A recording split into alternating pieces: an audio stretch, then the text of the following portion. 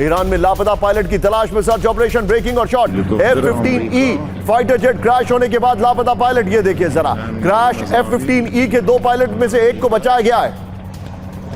बड़ी खबर, दूसरी बड़ी खबर भी आइए जरा मल्टी स्क्रीन से, ये देखिए। UEM जयपुर एक आदर्श लक्ष्य है। भावी छात्रों के लिए अच्छी नौकरी, भविष्य के लिए तैयार कौशल के साथ अच्छी शिक्षा। मल्टी स्क्रीन में अमेरिका के जो फाइटर प्लेन क्रैश कर गए उसकी जानकारी मैं आपको दे रहा हूं, जरा ध्यान से देखिए। एक और बड़ी खबर, ईरान में अमेरिका के हेलीकॉप्टर पर फायरिंग, ब्रेकिंग और शॉट। फायरिंग की चपेट में 2 UH-60 ब्लैक हॉक हेलीकॉप्टर, ये देखिए जरा,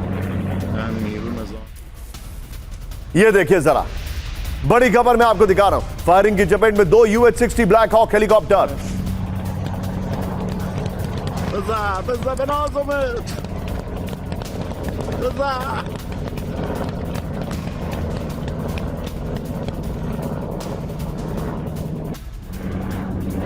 हेलीकॉप्टर अमेरिका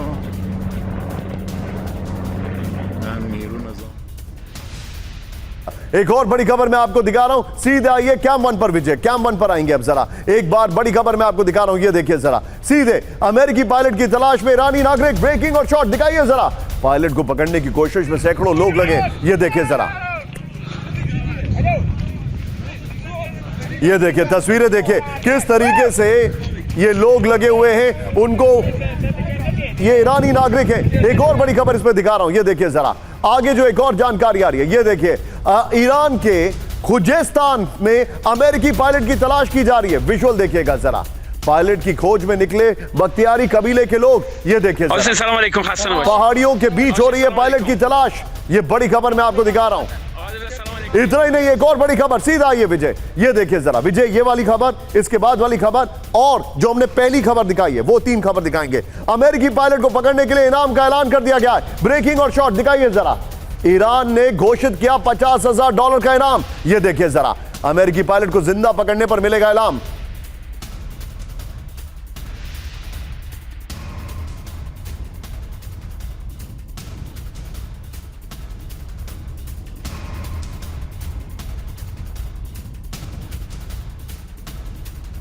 सीधे चलिए, अब मैं आपके सामने हमारे खास मेहमान जुड़े हुए हैं, सुधाकर सर के पास चलूंगा। सुधाकर सर, ये तो बहुत बड़ा लॉस है, लेकिन सर अब यहां पर अमेरिका को ईरान की ग्राउंड रियलिटी का एहसास होगा। सीधा आइए सुधाकर सर को दिखाइए। सर मेरा जो टेक है वो ये है, अब आप इसको ध्यान से सुनिएगा। अभी तक अमेरिका क्या कैलकुलेट कर रहा था? अभी तक अमेरिका कैलकुलेट कर रहा था कि ईरान के पास करीब 10 लाख सैनिक हैं, IRGC के इतने लोग हैं, बसीज फोर्स है। यहां पर तो कबीले निकल के बाहर आ रहे हैं सर, कबीले। बिल्कुल बिल्कुल निशाद, सही बात आप कह रहे हैं। सबसे पहले तहे दिल से धन्यवाद, बहुत अच्छा आप कवर कर रहे हो।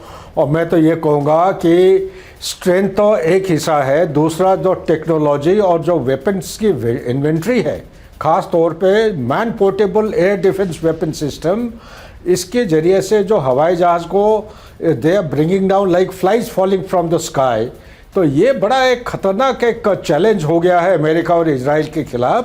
और दूसरी बात, इनके पास कहते आए हैं कि अभी तक S-300 S-400 सब बर्बाद हो गए थे पिछले लड़ाई में, लेकिन मेरे समझ यही है कि इनके पास खूब मात्रा में S-3 और 400 आ चुके हैं या आने वाले हैं।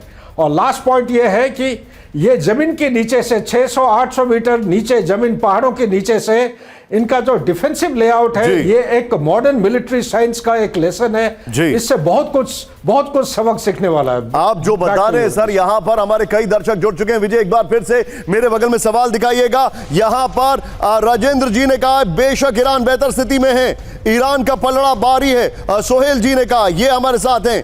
धनंजय परिहार ने कहा, आज का सवाल आप देख रहे हैं, सवाल ये इस युद्ध में किसका पलड़ा भारी है, ईरान का या इजराइल प्लस अमेरिका का? धनंजय जी कह रहे हैं अमेरिका और इजराइल का पलड़ा भारी है। ठीक है, फेयर इनफ, ये आपका ओपिनियन है। उनके ठीक नीचे सैटेलाइट टिप्स, वो कह रहे हैं कि ईरान का पलड़ा भारी है।